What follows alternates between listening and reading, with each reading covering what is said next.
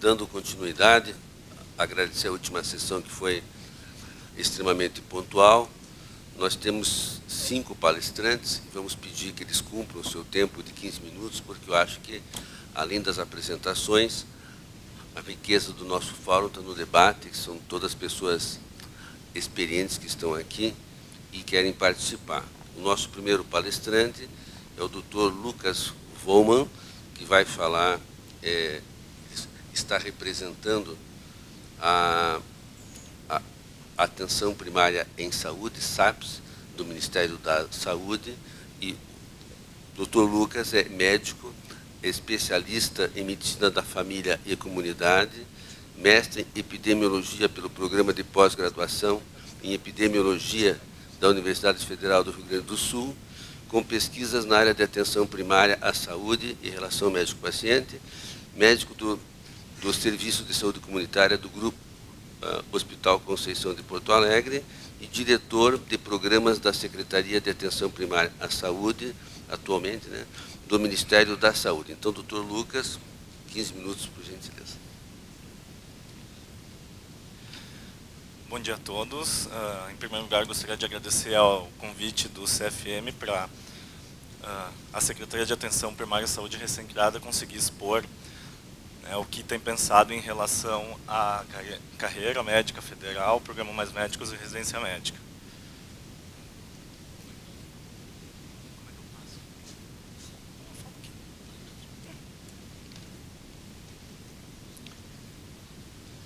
Perfeito. Então, não sei se vocês vão conseguir ver, mas aqui, para conseguir situar no organograma da nossa secretaria, né, a gente tem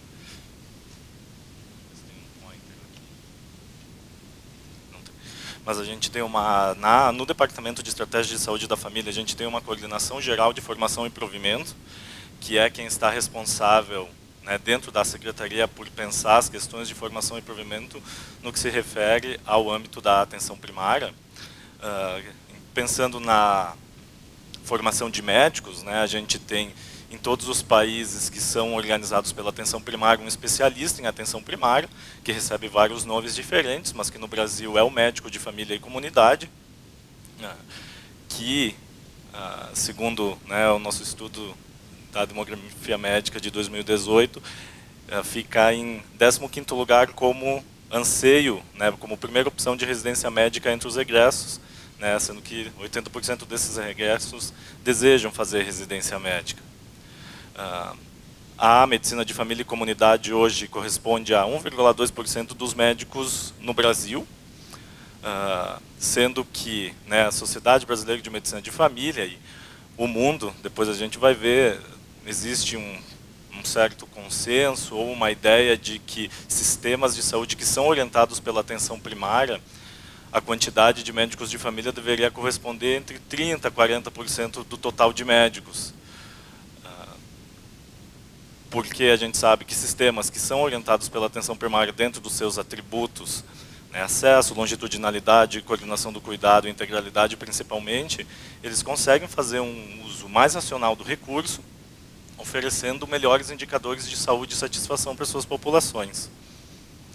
Aqui a gente tem, né, uma linha, né, da evolução da quantidade, da proporção de médicos de família, ou o seu equivalente em relação ao total do número de médicos do país. A gente vê que existe um decréscimo, né, em vários países ao longo dos últimos anos, e o problema de escassez, não só de médicos de família, aqui eu estou falando enquanto Secretaria de Atenção Primária à Saúde, é claro que a gente tem escassez de outras especialidades no país, mas pensando na escassez de médicos de família e comunidade, né, esse problema que a gente tem hoje de uma densidade de médicos de família muito baixa é vivenciado por outros países, como por exemplo a Inglaterra, que nesse momento, né, tem uma concentração, uma densidade de médicos de família por 100 mil habitantes de aproximadamente 60, e está em crise em função disso, pensando em estratégias de aumentar a sua densidade de médicos de família, enquanto no Brasil a gente, nos lugares com maior densidade de médico de família por 100 mil habitantes, tem em torno de 8.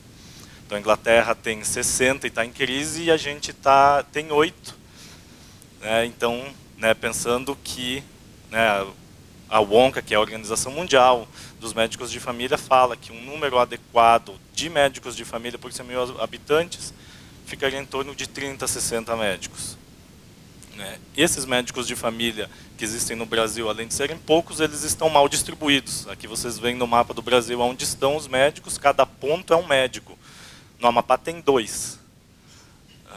E mesmo nos estados onde tem mais, a gente consegue ver que eles estão concentrados nas capitais, como provavelmente um retrato da distribuição de várias especialidades. A gente tem a residência, né, em Medicina de Família e Comunidade, que é o padrão ouro de formação de especialistas no Brasil e no mundo. No Brasil ela começou em 1976, no meu estado, que é o Rio Grande do Sul. Ela tem 2 anos, com uma carga horária de 60 horas por semana, né, como é a carga horária das residências médicas, e 70% dessa carga horária na atenção primária à saúde, com um currículo baseado em competências já desenvolvido e pronto para ser assinado. No Brasil, a gente tem 23.600 vagas de acesso direto à residência, né, então aquelas de acesso direto, com uma ocupação média de 60%. Dessas 23 mil vagas, 3.200 são para a medicina de família, o que corresponde a 13% do total. A gente imagina que, num sistema orientado pela atenção primária, a gente precisa de 30% a 40% de médicos de família. Em relação às residências, o número não deveria fugir muito disso, né, por definição. Além de uma escassez de vagas, a gente tem um problema muito grande de ocupação dessas vagas, que é pior do que nas outras especialidades.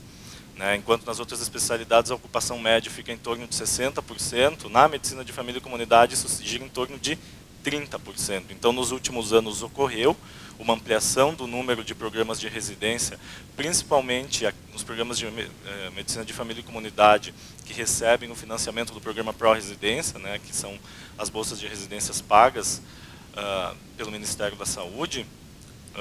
Mas, então, por mais que o número de vagas aumentou, então a quantidade aumentou a quantidade de formação, a proporção de ocupação se manteve estável.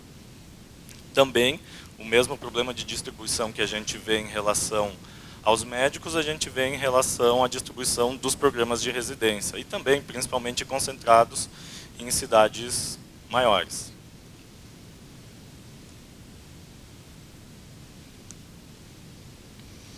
Nos últimos anos, a gente tem um fenômeno interessante dentro da medicina de família e comunidade, que é um olhar do sistema de saúde suplementar sobre a especialidade. O sistema de saúde suplementar percebeu que a atenção primária é uma maneira de organizar qualquer sistema de saúde, inclusive um sistema de saúde privado. É uma maneira, até então, a maneira mais custo-efetiva de se ordenar qualquer sistema de saúde, né, de fazer o uso mais racional do recurso. Então, está desenvolvendo planos de saúde orientados pela atenção primária, onde a pessoa, quando contrata o plano, vai acessar ou as emergências ou o seu médico de família, e vai ter apenas essas 2 maneiras de acessar o plano, e vai acessar os especialistas só a partir desse primeiro filtro. E é claro que os planos de saúde estão interessados em formar médicos de família para si, porque vão, né, precisar desse contingente para justamente ampliar essa estratégia de oferta. Então, a gente também vê e deve ver ao longo dos próximos anos uma expansão da medicina de família dentro do sistema de saúde suplementar.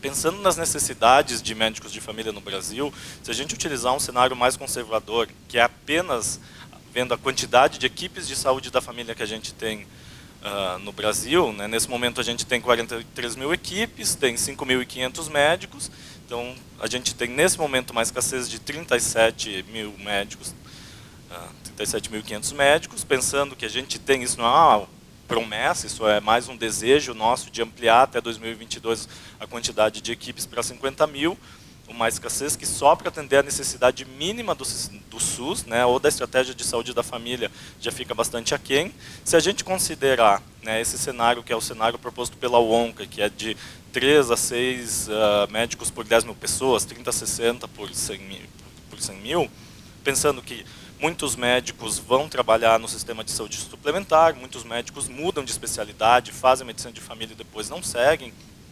E nem todos os médicos vão ficar na assistência, outros, né, vão trabalhar em outros pontos do sistema. A gente precisaria de 63 a 126 mil médicos de família para atender as necessidades do país.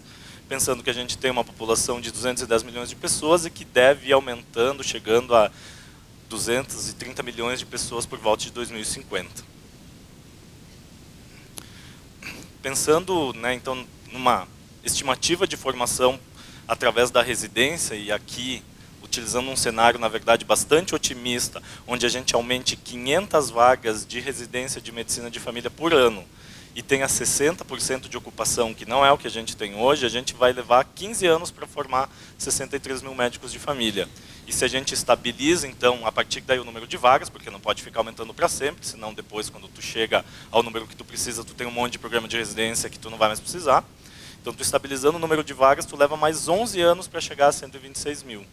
E esse é um cenário que, como Secretaria de Atenção Primária à Saúde, nos preocupa, porque a gente considera que, assim como em qualquer ponto dos sistemas de saúde, as pessoas devem receber atendimento por especialistas nas respectivas áreas, que são as pessoas que têm maior qualidade para oferecer um cuidado realmente diferenciado. E na atenção primária, como a gente já falou, o especialista é o médico de família e comunidade. E a gente quer que todo mundo na atenção primária receba atendimento por um médico de família e comunidade.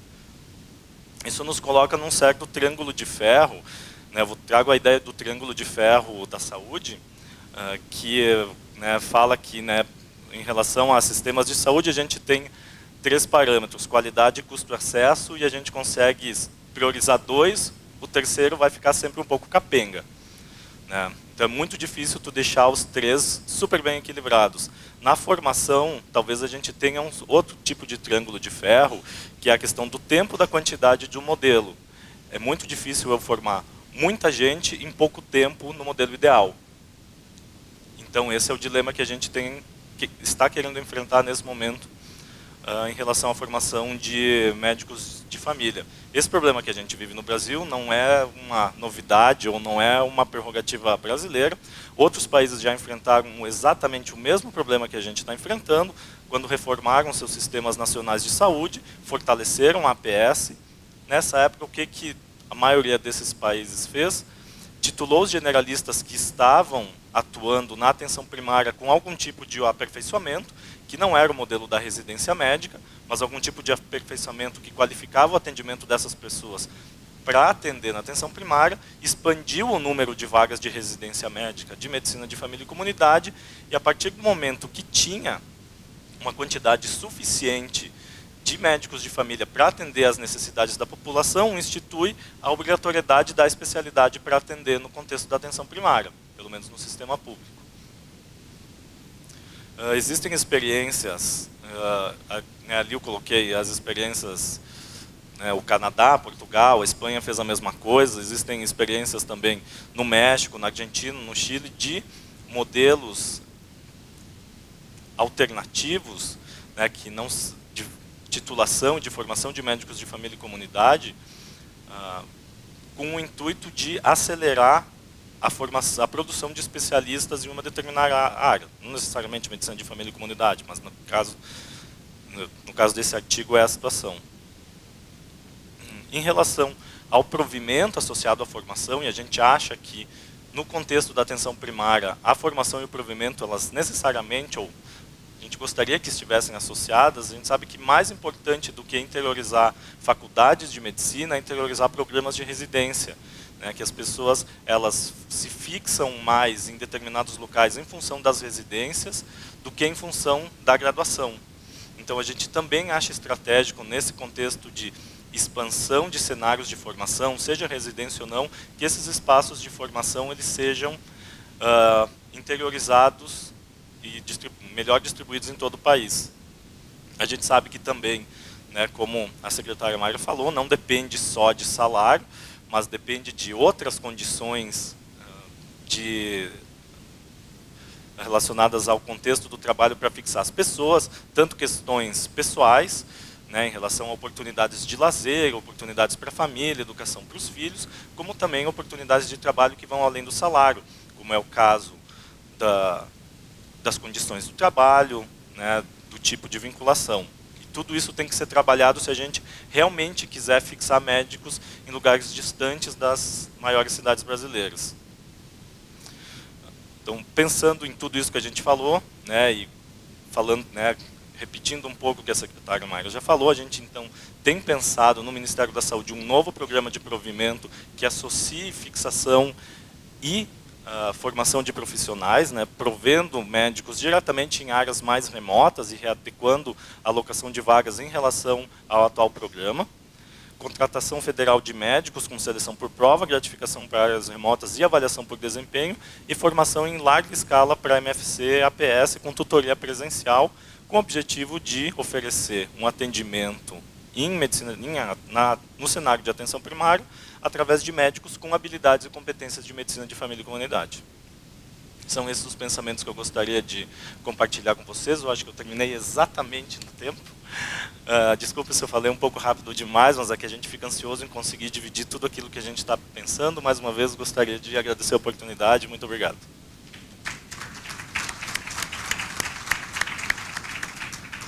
Nós que agradecemos, Dr. Lucas, pela exposição e pela pontualidade. Dr. Aristóteles vai nos falar, médico de família e comunidade, professor da Universidade Federal do Vale do São Francisco. Ele vem nos passar a visão da Abrasco. Bom dia.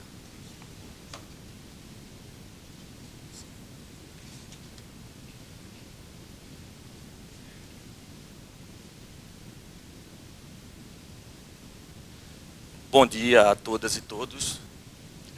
Devido ao tempo, eu optei por não fazer a apresentação para centrar em algumas questões mais importantes, dada a importância desse debate também, né? Saúdo a todos e todas aqui. Gostaria de referenciar o nome do Dr. Carlos Vital, meu conterrâneo, vou me apresentar mais lá, sou de Pernambuco, e a doutora Mayra, que está no Ministério, por uma questão de equidade de gênero também, nesse momento. Eu me sinto muito à vontade de falar aqui. Eu me chamo Aristóteles, eu sou médico de família e comunidade também, sou professor da Universidade Federal de São Francisco e lá, entre outras funções, sou o coordenador da residência médica da Univasf, que acontece em Petrolina, no sertão pernambucano, e já há 5 anos a gente tem ocupado quase 100% de nossas vagas. E como foi apresentado aqui, é um desafio que a gente tem de ocupação de vagas e para a gente foi grande essa dificuldade, como a maioria aqui conhece bem como se dá, mas a partir da intencionalidade política e dessa parceria da universidade com o município, a gente tem conseguido manter e fortalecer a formação da residência por lá, que, como foi colocado, é o padrão ouro dos profissionais que a gente quer formar, e por isso esse destaque, né? Quero também registrar minhas felicitações ao CFM pela realização de mais um fórum ProSUS, na realidade, em períodos em que a gente tem visto tanta divergência na sociedade, talvez a defesa do SUS seja o ponto que traga mais unidade a diversos setores, organizações, a sociedade como um todo. Eu acho que a defesa do SUS é um pé importantíssimo e que a gente tem que se pegar nisso. Eu acho que pegando a linha de defesa do SUS, a gente consegue avançar um bocado. E aí aproveito já para contextualizar, trazendo essa questão, e que foi colocada também, foi trazida, a própria doutora Mayra colocou essa questão do financiamento também. É um grande desafio a gente falar em tantos avanços importantes que a gente tem trazido do ponto de vista de ideias aqui, num contexto de contingenciamento da forma como a gente está acompanhando. Que não começou com esse governo, na realidade, a gente, desde a aprovação da emenda constitucional, que congelou o orçamento pelos próximos 20 anos, a gente está em sérios problemas a serem enfrentados. A gente pode apresentar aqui as melhores ideias elaboradas pela academia, pelas sociedades médicas, pelas organizações, mas se a gente não tiver a garantia de financiamento para isso, a gente não vai conseguir avançar. Haja visto que foi apresentado aqui também, que a gente ainda está numa sociedade que cresce populacionalmente até 2050. A gente tem uma população que também, como foi apresentado aqui, está cada vez mais longeva, está morrendo cada vez mais tarde. E isso não é achismo, é evidência, né? Isso traz problemas do adoecimento crônico, de uma série de outras questões. Então, se talvez em outras áreas o contingenciamento, se a gente quiser forçar um pouquinho o debate, ajude ou pelo menos não ajude, mas também não atrapalhe muito, No da saúde dá para a gente dizer que é impraticável. Recentemente, na semana passada, uma conceituada revista médica mundial, o Lancet, divulgou um estudo muito interessante, que aponta alguns cenários, algumas perspectivas para a saúde em nosso país, se a gente mantiver as políticas e o financiamento, principalmente, da forma como estão colocados. Para privilegiar o debate, eu acho que talvez vou fazer o esforço de terminar até um pouco antes. Eu queria pontuar, o tema dessa mesa são essas 3 questões, da residência médica, que está no nome como Mais Médicos, o desafio da fixação, e a carreira médica federal. Na realidade, eu acho que uma sequência boa para a gente discutir seria a questão da fixação, que envolve o programa Mais Médicos, em seguida a questão da residência e a questão da carreira. O Mais Médicos, começando por essa questão, a gente sabe que não é de agora, não é dos governos anteriores e não é de hoje o desafio que a gente tem em nosso país de lotar e fixar profissionais. A gente tem falado muito dessas áreas mais distantes, mais remotas do nosso país, mas isso serve também para áreas pobres nas grandes capitais, por exemplo. Quem conhece bem, eu moro em Petrolina há 10 anos, mas eu sou de Recife. Isso é uma realidade muito, muito concreta de Recife também. Então, isso é um problema histórico e um problema estrutural. E muito foi tentado.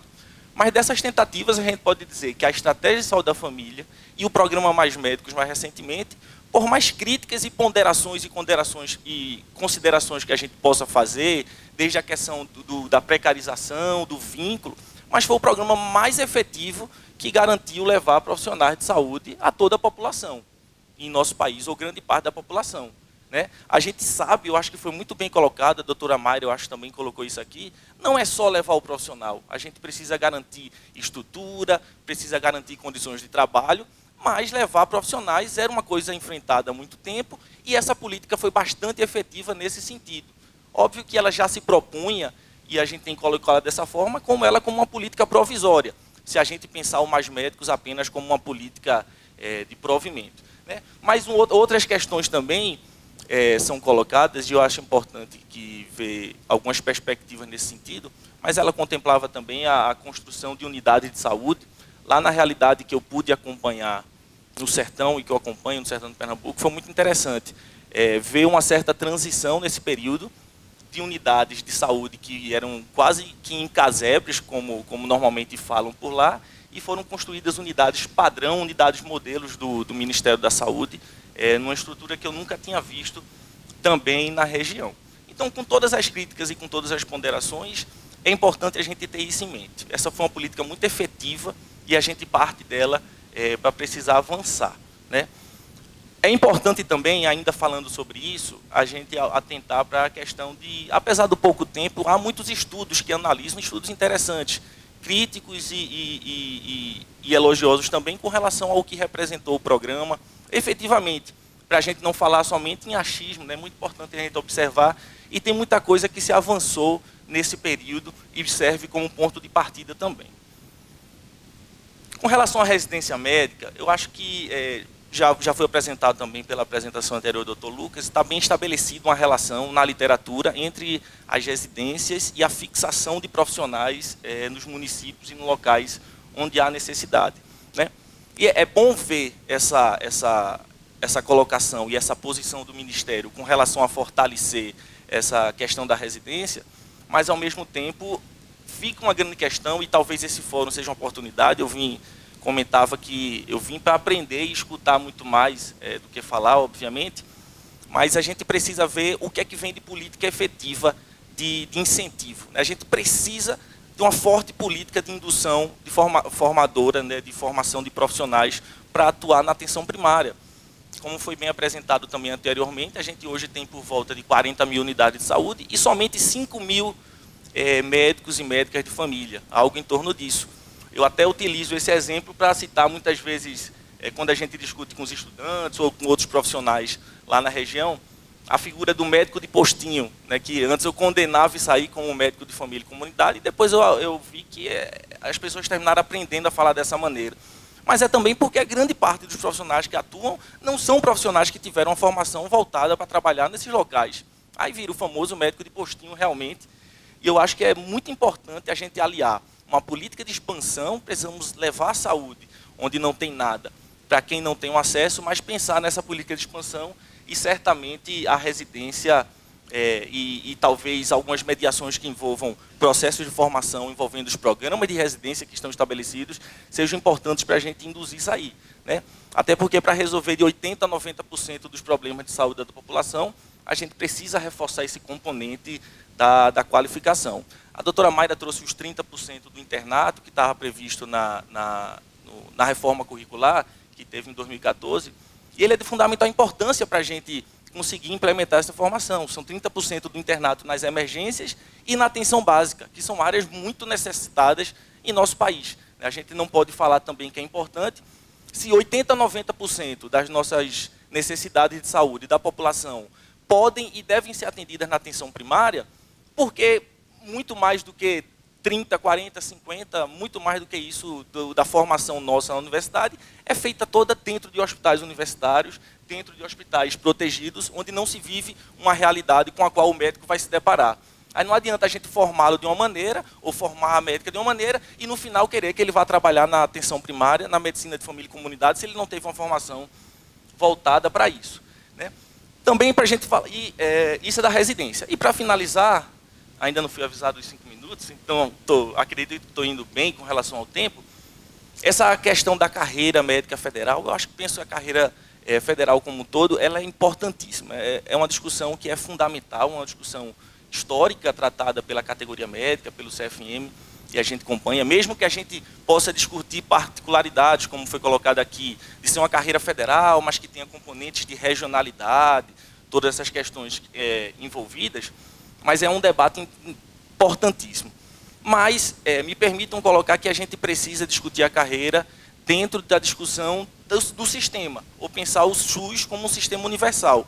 Me preocupam algumas coisas, alguns debates que eu tenho acompanhado com relação a gente deixar ou a gente não focar tanto na necessidade que a gente tem de ter um sistema universal. A gente precisa seguir pensando, como foi dito aqui também, no sistema de saúde para toda a população e não focalizada em grupos menores. Então a gente precisa ter isso como uma posição muito forte. Mas há outras questões também envolvidas no sistema de saúde que precisam ser consideradas. E a carreira é importantíssima, mas junto da carreira as condições e outros elementos. E a saúde precisa estar mais inserida nesse debate. E aí é que eu peço permissão para rapidamente trazer temas que, por exemplo, não passam, eu sei que não passa pelo Ministério da Saúde, mas, por exemplo, ontem a gente tem tido uma liberação recorde de agrotóxicos nesse ano. E isso é um problema sério, é um problema grave para a nossa população. Só ontem foram 51. A gente precisa tratar sobre isso. Isso é um tema de trabalho, de debate médico, da saúde. Eu sei que não passa pelo Ministério da Saúde, mas a gente precisa encarar isso de frente para ver isso. Ou então algumas declarações que apontam que a intenção é colocar as universidades federais geridas por organizações sociais e contratar professores e professoras por CLT. Abrindo, inclusive com a reforma trabalhista que a gente teve, abrindo possibilidade para o trabalho intermitente no ensino em saúde. E aí minha preocupação, para finalizar agora e entrar na síntese, a doutora Mayra vai ter a oportunidade de falar ainda, mas a grande questão que fica, e eu acho muito legal quando ela traz a questão da carreira federal, mas eu fiz uns cálculos rápidos ali quando estava ali atrás, e hoje, se a gente pensar numa carreira federal, para um médico, tomando como base um valor de R$12 mil, se a gente for contabilizar provisão de 13º, R$1.000, provisão de férias, R$1.000, FGTS 960, INSS 2.400, enfim, eu fiz até aqui o cálculo todo, dá R$2.346 por médico. E aí a minha grande questão é, se hoje isso é trazido muito como argumento com relação a conseguir garantir parte do que a gente quer por conta da saúde, se hoje a gente gasta 12 mil com médico bolsista, como é que a gente vai gastar 18.346 com o da carreira federal? E serão os 18 mil, eu acho importante a gente envolver, eu não sei se o Paulo Guedes está sabendo disso, que é fundamental, é um debate fundamental para que a gente possa conseguir avançar, entendendo que a proposta é muito boa, e eu apoio bastante. Eu finalizo com 3 sínteses com relação a isso, que eu acho que acabou agora. Mais uma vez, não há solução, por melhores que sejam a ideia, se a gente não pensar nos indicadores do SUS. No financiamento do SUS. E aí eu pontuei, porque eu gosto muito da proposta que também foi trazida, da gente trabalhar com a premiação de indicadores. mas ao mesmo tempo, como é que a gente...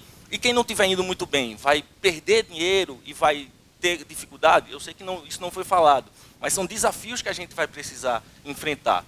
É preciso a gente discutir lotação e fixação, aliando como componente imediato, aliado ao da formação. Discutir residência, discutir carreira é muito importante, mas há um componente imediato da população que não tem atendimento, não tem nada.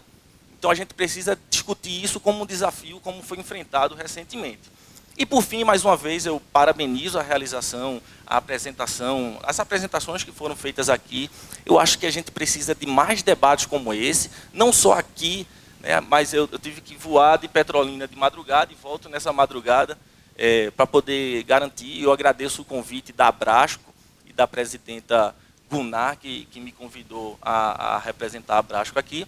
Mas eu acho que esse é um desafio coletivo. Eu acho que a sociedade está disposta a enfrentar e discutir para avançar com relação a isso. Agora a gente precisa debater, chamar as escolas médicas, chamar as sociedades, a sociedade como um todo para esse debate. É um desafio de todos e todas nós e a gente precisa estar junto nisso. É isso. Obrigado a todos e todas. Nós que agradecemos. Obrigado, Aristóteles. Sobrou um minuto, hein? Vamos convidar agora para falar a doutora Rosana Leite, né, nossa médica, que é a doutora Rosana? Bem, eu acho que pode ser alternado. Era para ser a bem, mas isso não muda nada. Não, volte, por favor, volte. Depois a gente chama o nosso professor ali. Desculpa, foi uma falha minha, Rosana. Então, doutora Rosana, médica graduada pela Universidade Federal do Mato Grosso do Sul, cirurgiã geral pelo Hospital Servidor Público Municipal de São Paulo, fez residência de cirurgia oncológica no AC Camargo, título de especialista de cirurgia cabeça e pescoço, mestre em saúde e desenvolvimento na região centro-oeste pela Universidade do Mato Grosso também, doutoranda em bioética pela UNB, professora da Universidade do Mato Grosso do Sul, coordenadora geral das residências em saúde do MEC e secretária executiva nacional da residência médica, vem mostrar então a sua visão da Comissão Nacional de Residência Médica, doutora. Olá.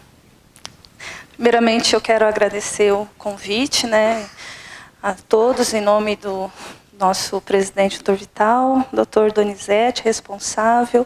Cumprimento a todos. E é uma satisfação, como eu digo sempre, estar aqui na nossa casa, na casa do médico, né? Esse currículo está desatualizado, aquela história, nós professores não atualizamos muito o Lattes, né? Atualmente, nós estamos realmente no Ministério da Educação, continuamos como diretora de Desenvolvimento da Educação e Saúde e secretária executiva da Comissão Nacional de Residência Médica. Essa mesa redonda, extremamente interessante, extremamente bem colocada, principalmente no atual momento em que nós vivemos. Esses momentos, eles são sempre contínuos, né, doutor Brenelli? Realmente, o mundo ele é redondo. Se a gente for perceber todos os movimentos civilizatórios, algumas coisas se repetem, né, e assim vai. Eu preferi trazer alguns dados para nós podermos discutirmos mais na parte dos debates, né? Em relação à carreira médica, programa Mais Médico e residência médica. Acredito que muito já foi dito, mas não vale a pena nós reiterarmos que a carreira médica, o programa Mais Médico e a residência médica nada mais é com um objetivo comum, que é prover profissionais com qualidade para quem? Para os nossos pacientes, seja em qualquer lugar, seja aqui em Brasília, seja em São Paulo, seja lá no Brasil profundo. São medidas que são tomadas por quem? Por governantes e por nós governados, sim. Porque tem também a nossa autonomia de escolher ir realmente lá para Amazonas, ficar em determinado período, de escolher sim para ir para São Paulo, ficar lá fazendo determinada especialidade.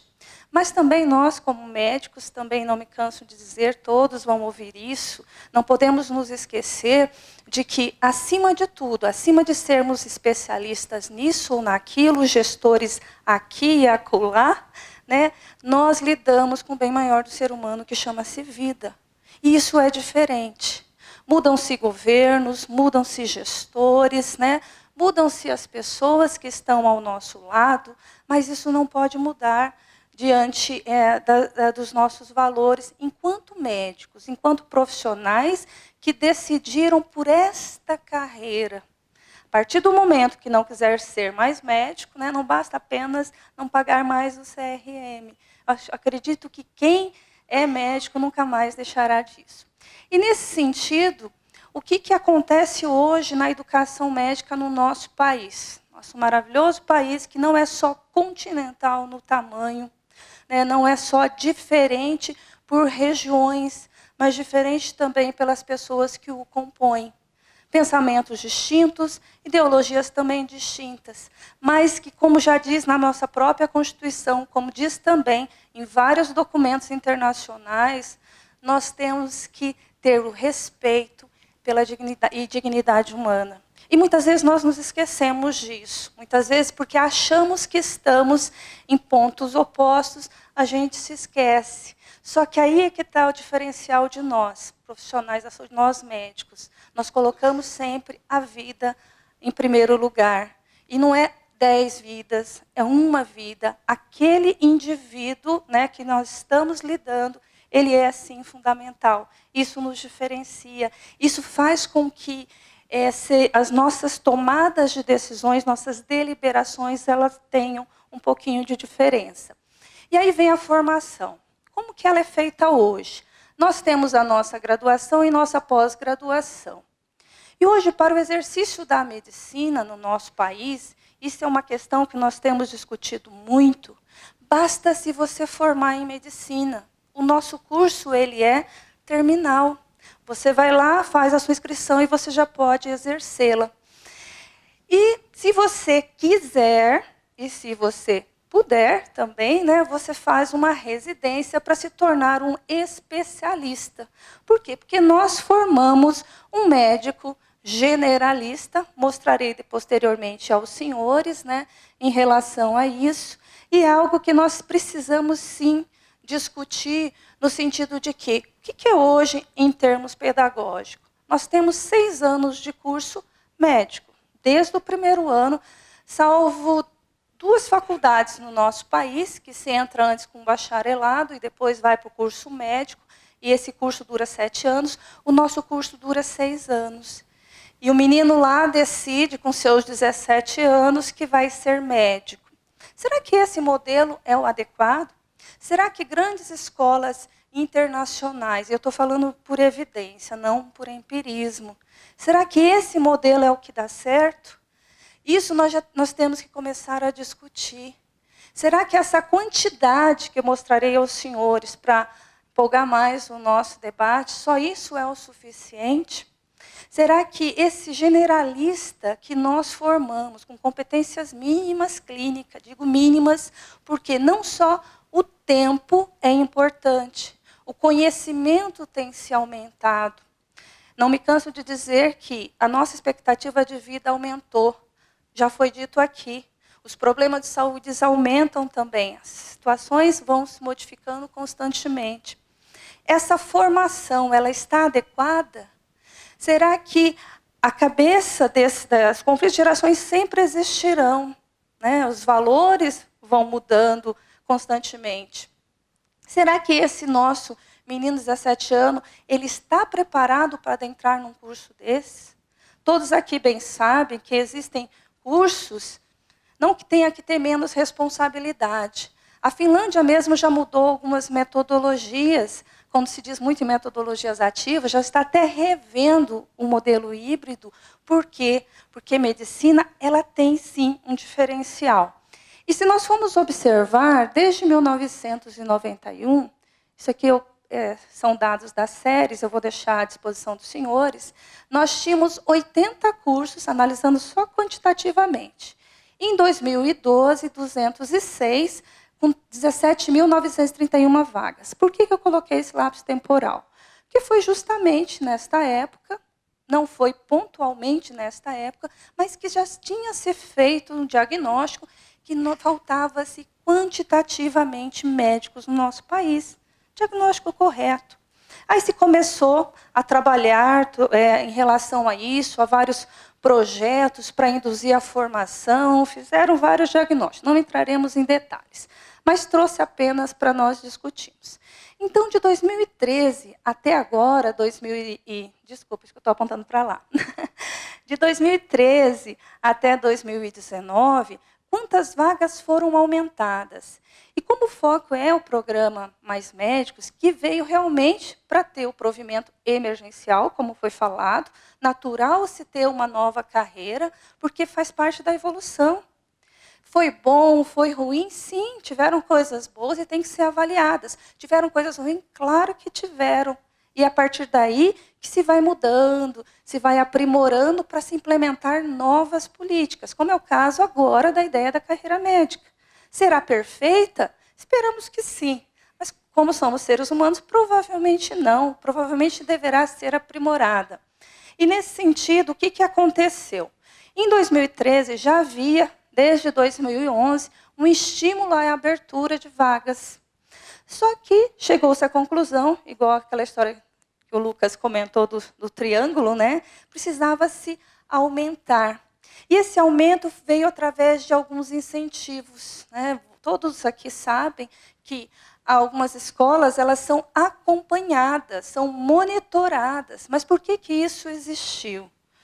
Ora, nós não temos as condições ideais, mas nós vamos dar o ato autorizativo, vamos acompanhar, vamos orientar, vamos corrigir no caminho e depois, sim, se dá o ato autorizativo.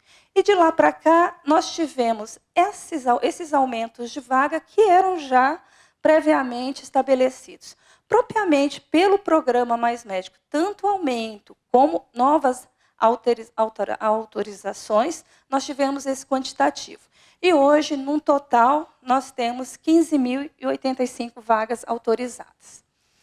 São gráficos para ficar melhor. E o que aconteceu? Então, até 22/10/2013, trago esse gráfico para mostrar para os senhores que nós já tínhamos, de fato, 205 cursos e o perfil dessas escolas. A maioria já era privada, né? E o que aconteceu depois? Hoje nós temos 335 cursos, hoje, em 6/5/2019, sendo que o perfil continuou o mesmo, sendo que aumentou-se o número de escolas privadas. Ora, isso não é crítica. Nós temos que admitir o seguinte, se no nosso país não existe essa história, se é SUS, é complementar, é público, é privado, é nação. Se a nação ela diz o seguinte, nós temos que dar qualidade no ensino, como está na LDB, e se é permitido no nosso país ter instituição pública e privada, a cobrança tem que ser a mesma, a qualidade tem que ser a mesma. Se chegarmos à conclusão que são diferentes, não estou falando da realidade concreta, me desculpe os avaliadores, tá? Vamos falar em termos assim éticos. Se nós oferecemos, se o Estado brasileiro permite que isso aconteça, ele, com proteção da sociedade, tem que exigir qualidade dos dois. Os dois devem formar adequadamente. Não tem que ter essa diferença, o público é melhor que o privado, hipoteticamente, né? Então, teve mais esse estímulo, nesse sentido. E o quantitativo de vagas, né, atuais, vocês percebem que hoje nós temos 34.718, claro que vão abrir outras que já estavam autorizadas, algumas vão abrir agora, abriu, né, agora em julho, tá? Esse quantitativo diferencia. Isso aqui o Dr. Mário fez para nós, uma projeção de acordo com o crescimento da população médica. Como que nós responderíamos a isso? E se nós formos olhar médicos por 1.000 habitantes, como eu disse aos senhores, nosso país ele é continental, nós ainda, mesmo com essa projeção, estamos um pouco abaixo. Mas medicina não é só números. como a Mayra bem falou, determinadas regiões, isso não é só privilégio nosso, no Canadá, tá? No Japão, em alguns lugares, é difícil levar profissionais para determinadas áreas. Então, tem que ter políticas indutoras. O olhar ele tem que ser diferente. Né? É equidade que nós queremos, não é a igualdade na matemática. E nós observamos que, adoro esse gráfico porque ele mostra essa distribuição em locais, por exemplo, aqui no DF, que nós temos uma das maiores índices, os problemas de saúde são bem evidentes.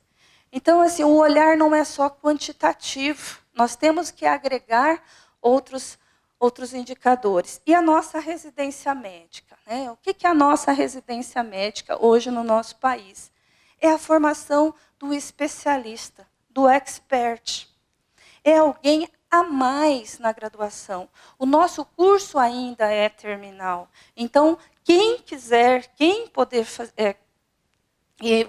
fazer a residência médica, tem a opção de fazê-la, mas ela não é obrigatória. Será que esse seria o modelo adequado? Acho que nós temos que discutir. Só que também nós temos que reformar a casa morando dentro. Nós abrimos as vagas de residência sem nenhum cometo erro em relação a isso, com alguns parâmetros. Hoje, juntamente com o Ministério da Saúde, nós estamos com um projeto grande, né?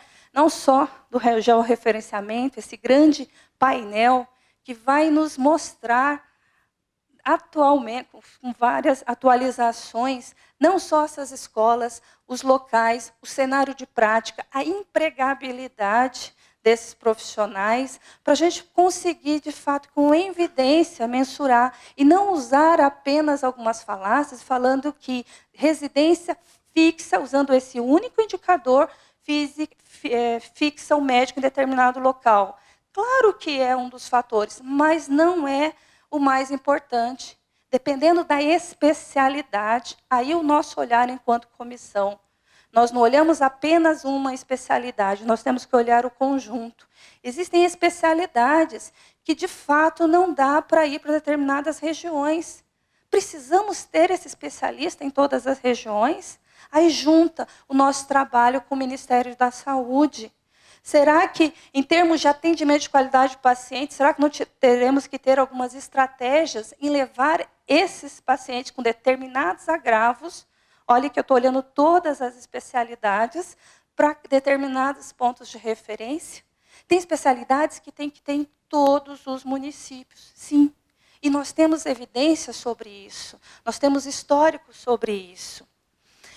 E a nossa residência médica, como eu disse aos senhores, ela vai formar o especialista. Por quê? Porque hoje a medicina, que segue uma lei, que é a Diretrizes Nacionais Curriculares, ela forma um generalista. E a nossa residência médica, vou alongar um pouco, ir mais rápida por causa do tempo, nós formamos o residente baseado em competências, tanto na construção de nossas matrizes, né, como na formação. Nós partimos do perfil de quem nós queremos formar e, a partir daí, nós vamos construir os cenários onde ele vai ser inserido. Isso é algo que tem me incomodado um pouco, por quê? Porque quando nós olhamos de uma forma global, nós não estamos apenas preocupados com determinada especialidade. Nós queremos evidência de autorização de programas de que, de fato, ele vai constituir aquelas competências naquele tempo. Nós não queremos apenas um quantitativo, nós queremos a prova de que ele conseguirá, no meu caso cirúrgico, efetuar determinados procedimentos. Ora, se ele não vai conseguir fazê-lo, aquele programa não deve ser autorizado. Existem outras formas que nós estamos trabalhando para que ele contemple esses cenários, sim, mas pensando principalmente como ele vai ser formado. E hoje a nossa residência ela é dividida da seguinte maneira, ou é um acesso direto ou com pré-requisito. Como eu disse aos senhores, tudo baseando nas nossas diretrizes curriculares. Pré-requisito, ele precisa de uma situação, de um treinamento para adentrar em uma determinada especialidade.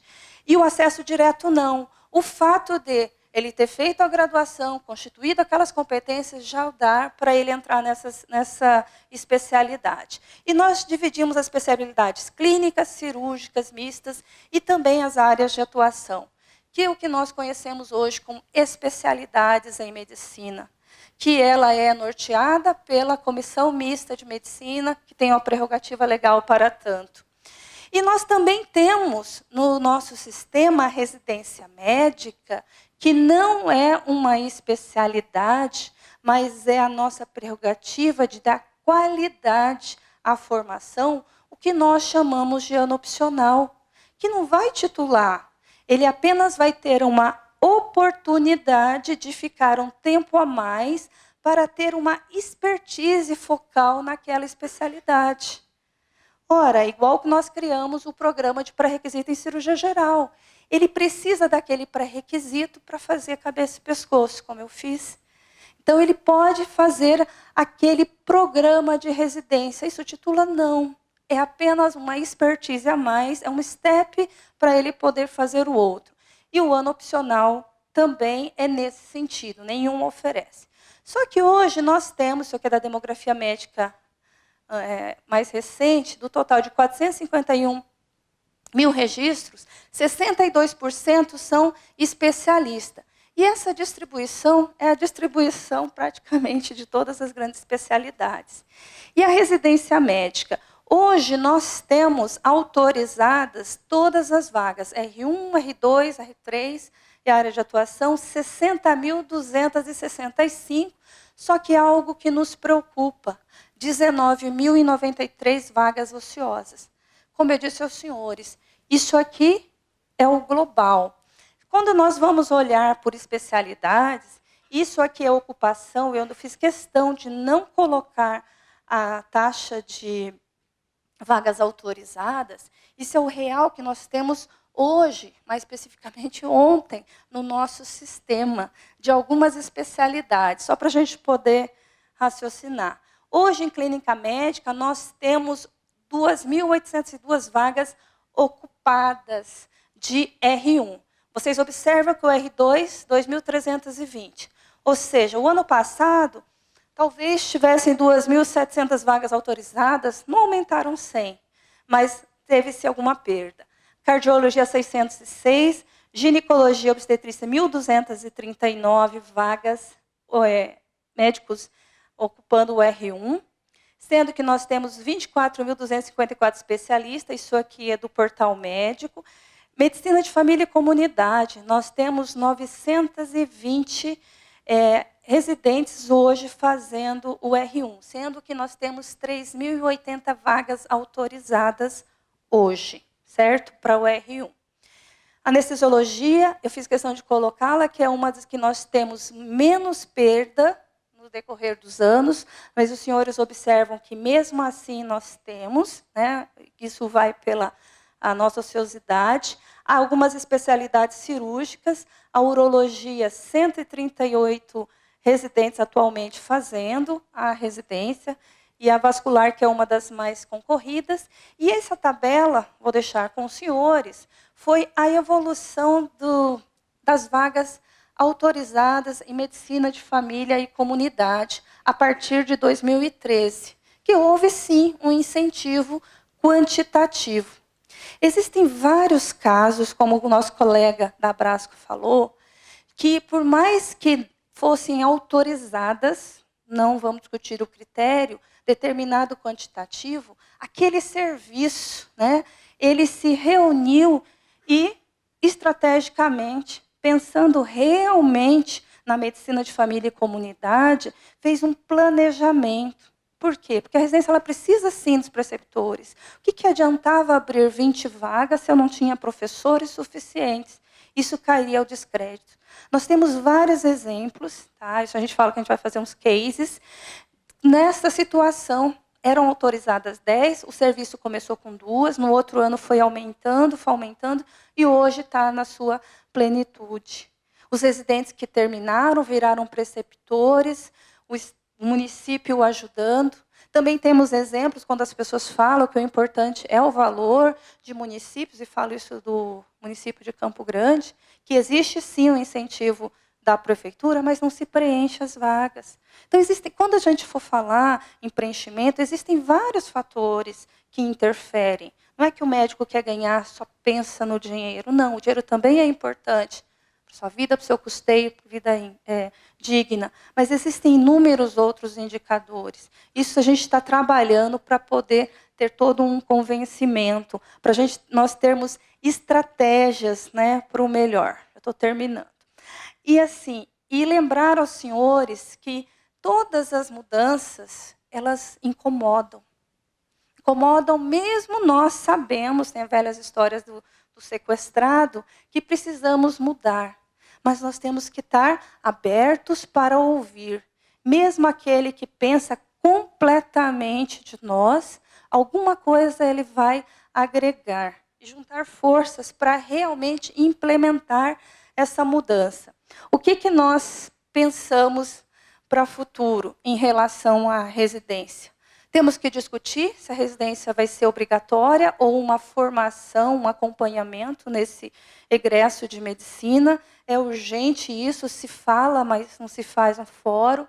Rever, eu acho que com esse trabalho que nós estamos fazendo juntamente com o Ministério da Saúde, com a CEGETES, que diz sim, é um georreferenciamento, vai nos dar dados para saber, para não ter mais aquela especialidade que fique preocupada apenas com o mercado. Olha, eu vou fazer tal especialidade, mas eu preciso ter uma muleta antes. Não, se eu vou fazer cirurgia de cabeça e pescoço, é que eu vou trabalhar naquilo. Eu vou ficar 5, 6 anos me formando para eu poder, você até pode, na sua autonomia, atender algo com menos complexidade. Mas e o investimento? Não só você, que o Estado fez em você, porque hoje, repito, é pago. A residência ela tem bolsa. Então, tem todo um investimento para isso. Então, nós temos que avaliar todas essas nuances antes de estar falando situações que, por desconhecimento, penso eu que não é por maldade, as pessoas começam a propagar. Então, muito obrigada, desculpe, me delonguei, e vamos para o debate. Obrigada.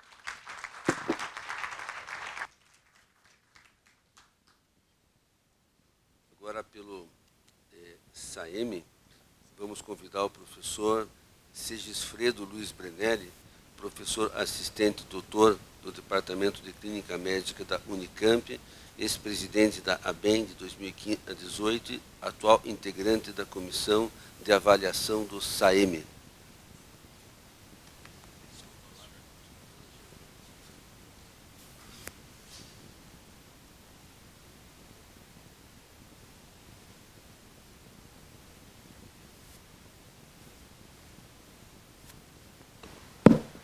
Gostaria de agradecer a oportunidade de estar aqui falando.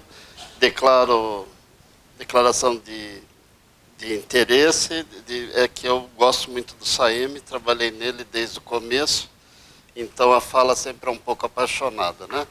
Mas por que entra nós falarmos a acreditação da escola médica quando estamos falando do SUS? Seguramente, há uma importante defesa do nosso sistema é que nós tenhamos mão de obra qualificada para ele, né?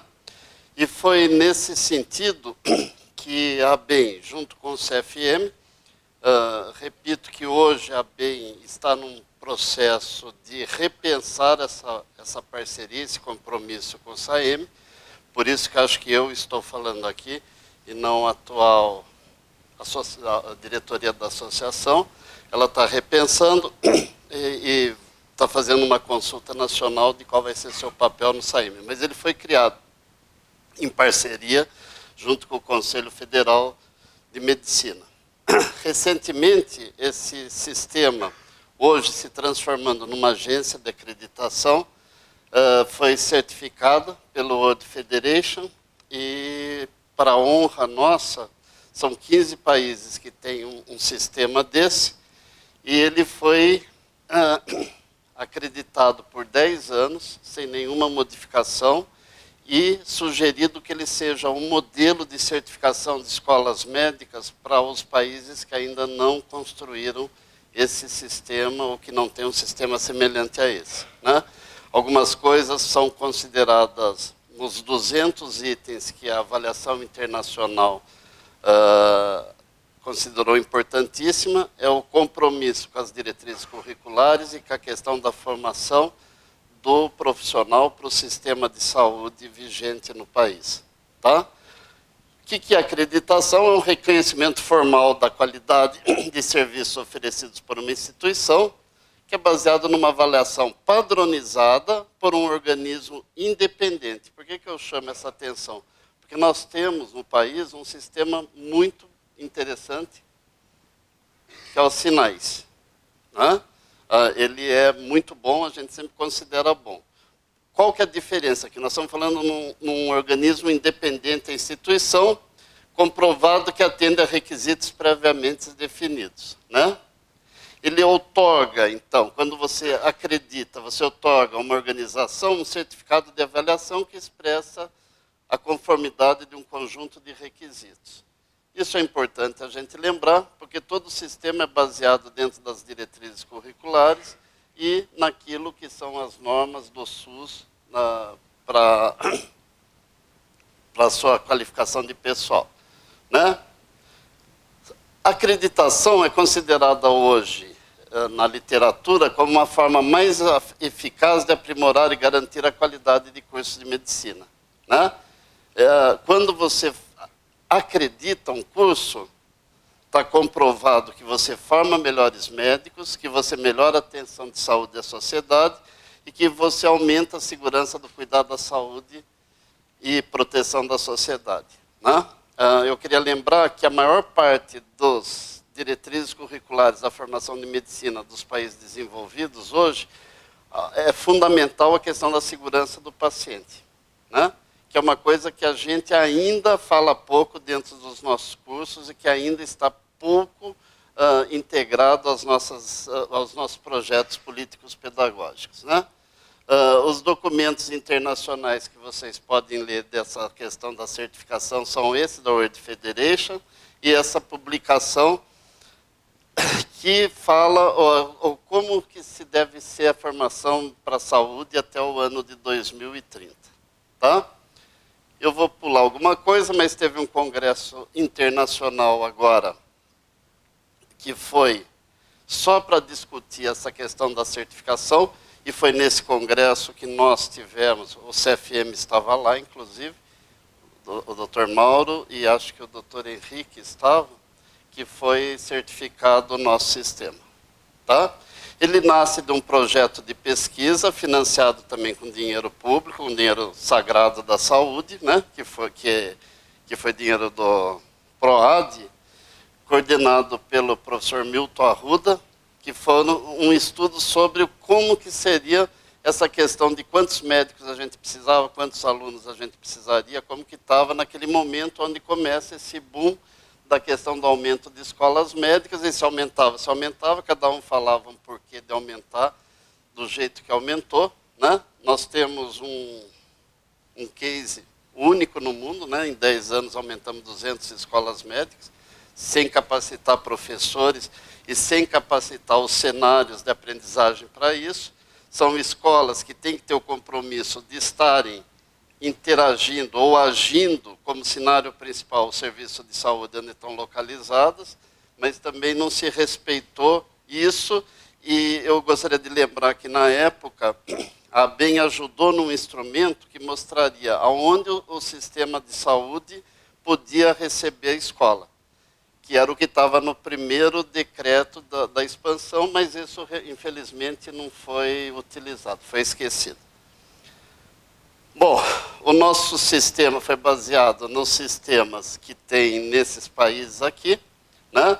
Lembrando que a base é os nossos sinais, que, volto a insistir que nós consideramos interessante, o do Mercosul, que também era outra construção nacional, e todos esses outros sistemas. Tá?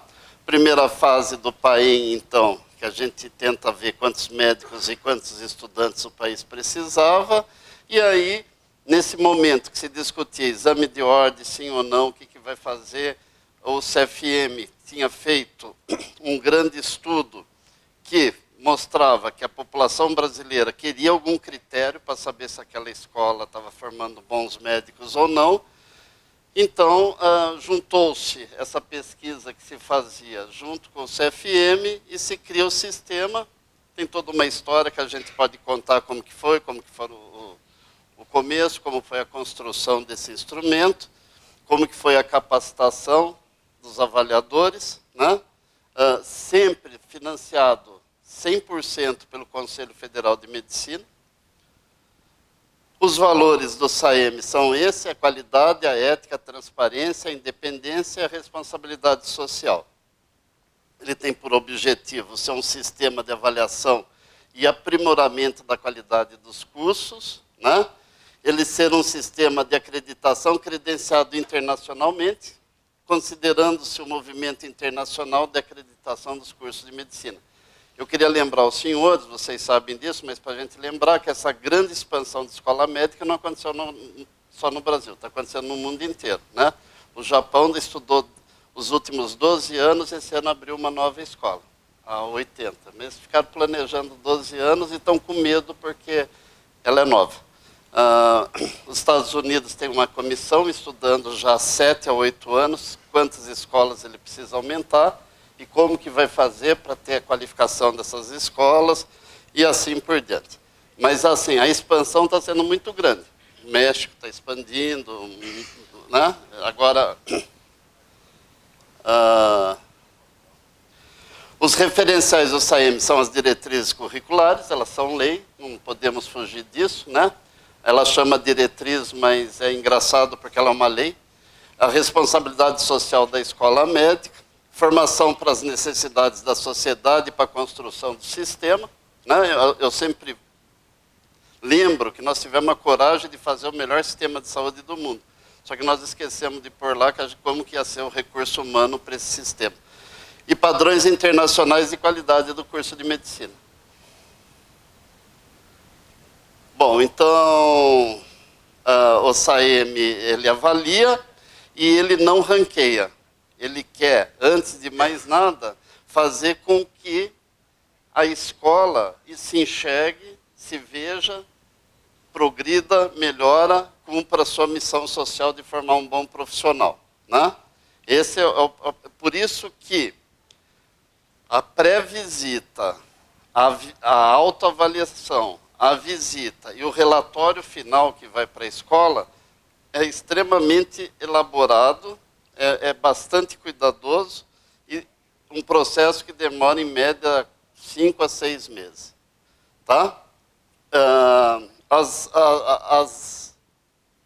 O instrumento ele avalia gestão educacional, programa, corpo docente e ambiente educacional. São 80 subdomínios que são classificados em suficiente ou insuficiente. Tá? Lembro, então, que primeiro a escola faz sua autoavaliação, ela decide no que ela é suficiente ou não, ela manda uma série de documentos que é avaliado. Esse processo são várias comissões que vão passando, eu não vou ficar contando o processo aqui, porque ficaria chato e não daria tempo, mas aí vocês perguntam, tá?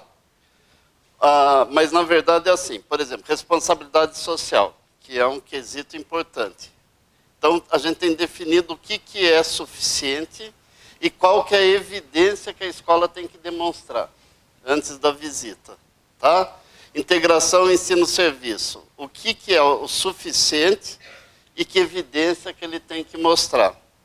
E contando a minha experiência, assim, a gente, dentro do rito da avaliação em loco, a gente tem atividade com o gestor municipal, com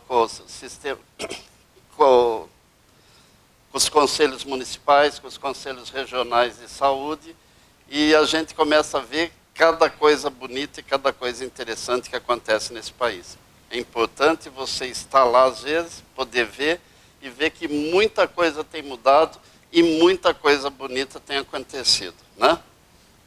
Recentemente eu tive numa cidade grande, subi na favela junto com a escola e o Conselho de Saúde local quis me mostrar o que eles faziam. E assim, vinham moradores, vinham cidadãos, falavam assim, Faz uma semana que não aparece um estudante na minha casa. Estou muito bravo, viu? Quero reclamar para o senhor. Então, assim, existe quase que uma dependência, não só de saúde, mas afetiva dessa comunidade com o que se está fazendo lá, né? É muito interessante. Você vê, o SAEME mostra que muita coisa está mudando no nosso país. Os avaliadores são selecionados por uma inscrição, né? Está aberta a inscrição, quem quiser se inscreve. São selecionados pela sua formação acadêmica, pela sua experiência em sistemas desse tipo, né? Isso é uma fotografia de avaliações externas, está acabando. A gente pôs arriscamos a fazer uma coisa nova que só acontecia na Holanda, que vai um estudante também nessa avaliação. E foi muito interessante a presença do estudante junto com a comissão de avaliação. Né? O relatório que é enviado para a escola de retorno, ele tem em torno de 30, 40 páginas, é escrito, são várias comissões. Uma comissão avalia, dá um parecer, outra comissão lê aquele parecer, outra comissão, até para falar se ele é certificado ou não, passa pelo menos por 4 comissões, não é uma pessoa só. Né? Aqui foram 61 cursos já inscritos, 32 foram creditados, houve uma cerimônia aqui no Conselho, na entrega do certificado. Né? A gente tem na nossa página, que eu convido vocês para entrar, a rede de boas práticas educacionais. Então, convido quem tiver interesse de ver, por exemplo, o que acontece no Maranhão, o que acontece em Manaus,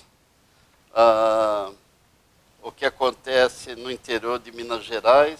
A gente sempre escolhe naquela escola uma boa prática que serve, inclusive, de estímulo e de exemplo para outras escolas. Aqui algumas falas que a gente pôs de cursos já avaliados. O processo fez com que foi excelente, vários coordenadores do curso afirmam que o SAEME teve grande impacto e mudou a história da escola.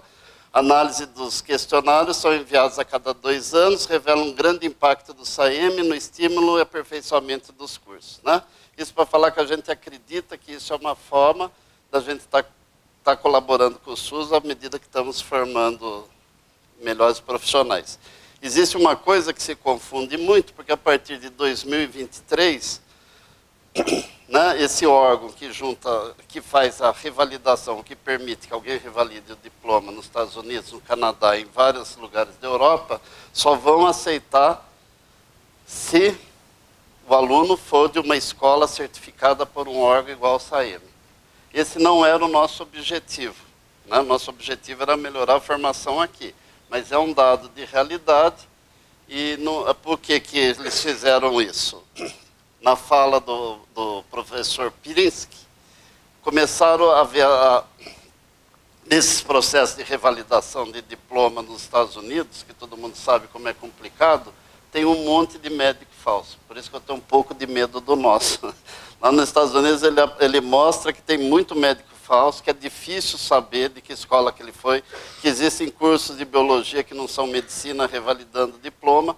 Então, até para ficar mais fácil o processo, eles optaram e decidiram que, a partir de 2023, só vai poder fazer uma residência para o processo de revalidação, algum estágio mais importante, quem for de uma escola que for certificada por um processo desse. Tá? O SAEME, qualquer órgão pode ser, nós tivemos na aprovação dele e para a certificação internacional o aval do Ministério da Saúde e do Ministério da Educação na época. O atual ministro da Saúde foi um grande defensor e que ajudou muito que o Ministério da Saúde conseguisse essa aprovação do sistema. E no nosso futuro, o que a gente provê? Nós vamos ter que ter condições de avaliar com a excelência que estamos conseguindo até agora, todos os cursos que se inscreveram. A partir da certificação internacional, a demanda de cursos inscritos está imensa e a gente está correndo atrás, tentando capacitar avaliadores. Né? O financiamento na evolução vai ser compartilhado com os cursos que se inscrevem. Por enquanto, ainda está totalmente no CFM.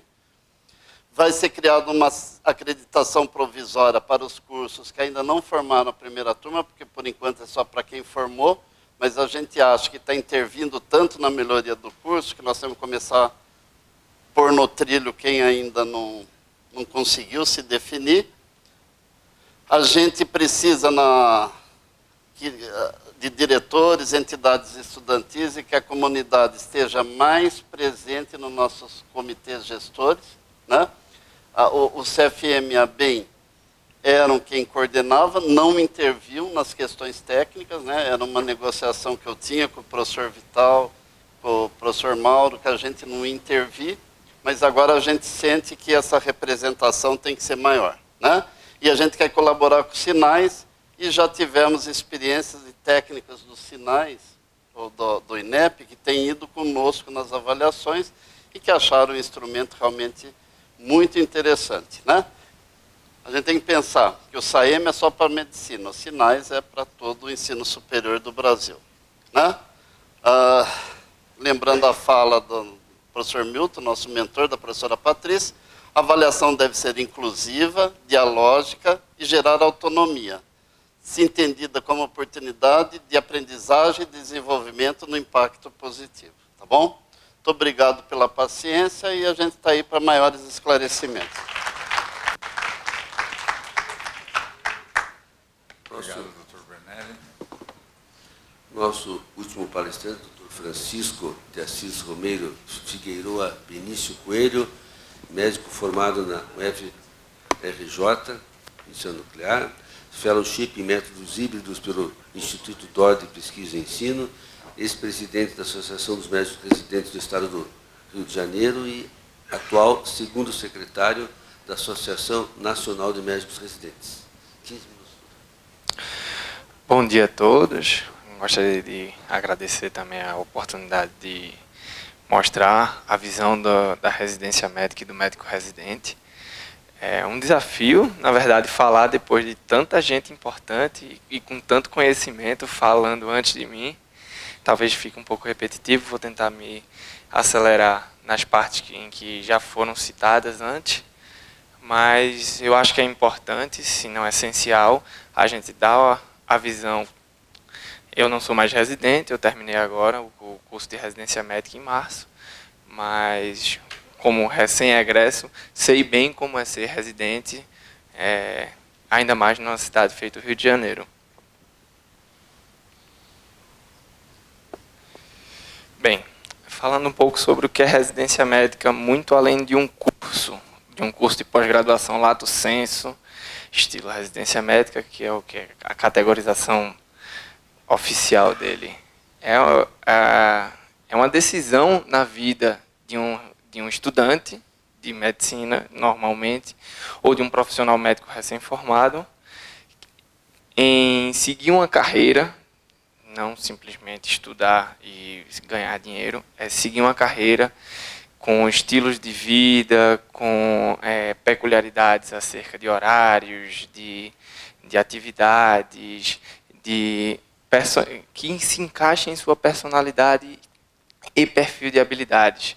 Não é simplesmente uma opção financeira, é uma opção por qualidade de vida, é uma opção por local onde ele vai morar, é uma opção por saber o que é que ele vai fazer o resto da vida, na maioria das vezes. E existe uma série de aspectos psicológicos e comportamentais acerca da escolha na residência médica também. A avaliação dos campos de prática disponíveis para ele, em que ele possa se encaixar, também é algo que vai ser essencial, vai ser decisivo na vida desse residente. E o estresse que ele vai passar, e o nível de assédio e de carga horária de trabalho e de responsabilidade que ele vai assumir quando ele entra no curso de residência médica, é algo que também é decisivo nesse momento de escolha da residência médica. A gente está falando de 80%, como já foi falado aqui anteriormente, dos recém-egressos, segundo a Demografia Médica 2018, que pretendem fazer algum tipo de residência médica, seguir alguma especialidade médica. É um número alto, é um número que, inclusive, se fossem todos esses recém-egressos realmente alocados nas vagas de residência, a gente não teria praticamente vaga de residência ociosa, o que não acontece na realidade. Existe algo entre o egresso e a vaga de residência que impede que essas vagas sejam ocupadas. E é por aí que a gente vai adentrar um pouco agora. 5 especialidades detêm quase metade das preferências dos recém-egressos: pediatria em primeiro lugar, clínica médica, cirurgia geral, ginecologia, obstetrícia e anestesiologia, e, segundo o censo, segundo a Demografia Médica 2018, apenas 1,5% dos recém-egressos das faculdades de medicina do país pretendem fazer medicina de família e comunidade como residência médica, como especialidade, seguir essa carreira preterida, inclusive em relação à cirurgia plástica, que tem 2% das preferências. Isso, na verdade, resulta no entendimento da Associação Nacional de Médicos Residentes, isso resulta de um processo de valorização do médico, resulta de um processo de qualidade de vida, é o que é passado para os médicos que estão na academia, no final das contas, que uma carreira na cirurgia plástica é mais promissora do que uma carreira na medicina de família e comunidade. Num contexto em que, no país, tenta-se valorizar a atenção básica e a medicina de família e comunidade como especialidade na capacidade de resolver problemas com alta tecnologia que o especialista em medicina de família e comunidade tem a capacidade de exercer, a gente, de repente, está falhando um pouco nesse aspecto. Falando um pouco, esses dados são de 2017, a professora Rosana, inclusive, já expôs dados mais novos, mas um número grande de vagas ociosas em especialidades específicas, medicina de família e comunidade, inclusive, é uma das residências que mais tem vagas ociosas. Em alguns locais, como, por exemplo, na Univasp, como, por exemplo, no Rio de Janeiro, existem alguns programas específicos para a valorização da medicina de família e comunidade como especialidade médica, em que a bolsa de residência médica tem um acréscimo pago por instituições, seja ela, por exemplo, no Rio de Janeiro, tem tanto a residência de medicina de família e comunidade da AMIL, que pagam um acréscimo à bolsa de residência normal, que hoje, com os descontos do INSS, fica abaixo de R$3.000. Hoje, um residente médico recebe algo em torno, com os descontos do INSS, 2.900 e uns quebradinhos, menos de R$3.000. Um residente de medicina em família e comunidade na AMIL, no Rio de Janeiro, recebe R$11.800.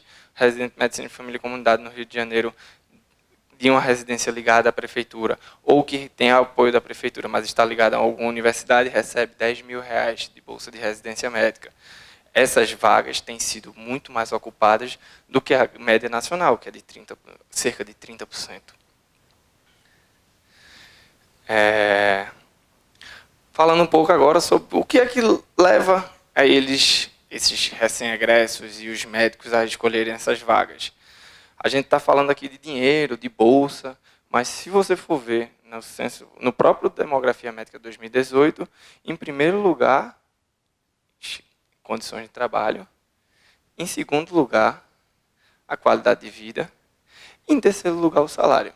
Isso aqui é o que você permanece no local de trabalho.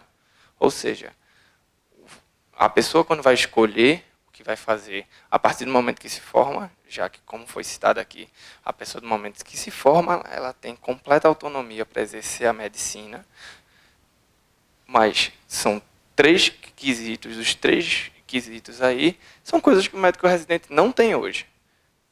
Ele não tem condição de trabalho, na maioria das vezes, principalmente no contexto SUS, em que ele vai se submeter a trabalho em locais muitas vezes inapropriados, com falta de recursos, em que ele não consegue nem exercer seu papel de estudante e o aprendizado, nem exercer seu papel como médico e prestar uma boa assistência.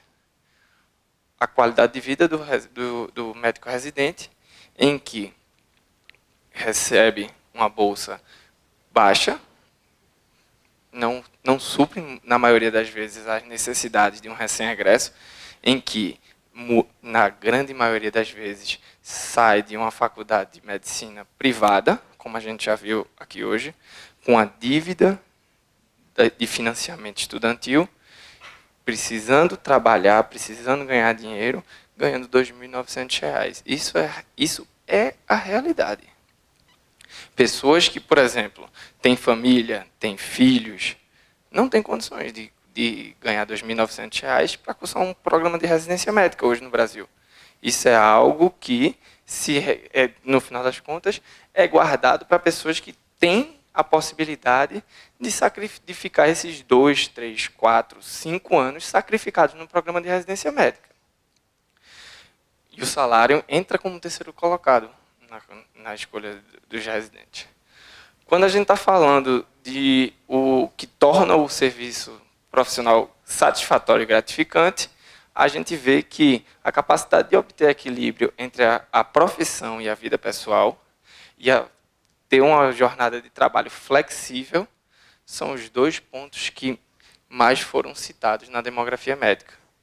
Outros 2 pontos que também não estão relacionados à vida do médico residente. Ele não tem condições de obter um equilíbrio entre a profissão e a vida social. Muitas vezes ele passa 60 horas ou mais. A gente sabe que a realidade no Brasil é de que os programas de residência médica, muitos deles, principalmente os ligados à área cirúrgica, excedem o limite de 60 horas. E em que não há flexibilidade de horário, os plantões são fixos, e ele ainda tem que trabalhar por fora. É o que acontece no Brasil. Hoje, a grande maioria, a gente não tem estatísticas sobre isso, mas a grande maioria dos médicos residentes trabalham por fora da residência médica. E agora, falando um pouco sobre o rendimento ideal no início de carreira, que é justamente onde a pessoa que está fazendo a residência médica muitas vezes se encontra. Você vê que ele coloca como faixa inicial até R$ 8.000. Um pouco menos de 1/3 do que o médico residente ganha no Brasil hoje. Então, assim, é algo que... Isso, 20% dos médicos, 20% dos egressos da Faculdade de Medicina consideram como ideal receber. 80% consideram faixas salariais muito acima disso. Ou seja, o que eu estou querendo falar é que a gente está falando de médicos, são médicos, não são simplesmente estudantes, que aceitam se sacrificar hoje em programas de residência médica, muitas vezes sem condições, em prol de um sonho. É isso que a residência médica vende hoje no Brasil. O sonho de se tornar um médico especialista. A gente escuta muitas queixas. Todos os dias eu recebo mensagens pelas redes sociais e no meu celular pessoal, que eu sempre disponibilizo para todos os residentes, que as queixas mais frequentes são a falta de dedicação à preceptoria, os preceptores são pouco estimulados a fazerem atividades de ensino e simplesmente o que larga o residente lá para fazer o serviço andar. Os programas que ultrapassam muitas vezes e muito, as 60 horas semanais e as faltas de condições práticas de treinamento especializado. Existem hoje vários centros no país em que não se tem condições de exercer uma medicina de qualidade e o treinamento necessário para formar um especialista, o que torna, muitas vezes, treinamentos extras, cursos para prova de título, uma coisa muito comum hoje no Brasil. A finalidade da residência médica, muitas vezes, é deturpada no país. O que era para ser um programa para suprir a necessidade de formação de especialistas com qualidade para exercer a medicina especializada, se tornou um sistema para perpetuar uma mão de obra deficitária na assistência, suprida por esses profissionais que, na verdade, muitas vezes exercem de maneira completamente inadequada e sem assistência. Os residentes hoje no Brasil se sacrificam para entrar num programa de residência médica de qualidade, são provas difíceis, em que hoje as especialidades mais concorridas requerem uma dedicação muito grande do residente para ingresso, no final das contas. Eles adoecem para continuar, as taxas de depressão e de síndrome de burnout nos residentes são alarmantes, inclusive com altíssima incidência de casos de suicídio, foram 12 no ano passado. Esse ano já vamos em 6 suicídios de médicos residentes no país. Isso porque a gente não chegou ainda na pior época do ano, que é no final do R1, em que cerca de 30% dos residentes vão apresentar um episódio com critérios para episódio depressivo maior. Estou acabando já. E as incertezas do futuro. Hoje, quando você termina um programa de residência, você recebe um papel dizendo que você é especialista e vai procurar emprego. Você volta ao status de desemprego. A conclusão que a gente chega na Associação Nacional de Médicos Residentes é que a gente tem que encarar, deixar de ser apenas uma ideia e realmente encarar a residência médica como um padrão ouro na formação de especialistas. A gente está dando brecha, a gente está dando abertura para que cursos de especialização que não têm nenhum tipo de controle na formação dos médicos residentes se alastrem pelo país e que médicos sem a formação e registro adequado explorem um mercado. A gente não está dando condições de aprendizado para esses residentes, seja com horários muito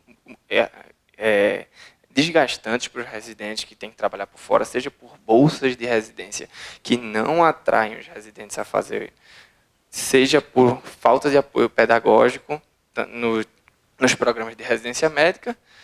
A gente vê como a valorização da preceptoria uma coisa importantíssima. Eu acho que esse ponto específico deveria entrar como parte da carreira do SUS.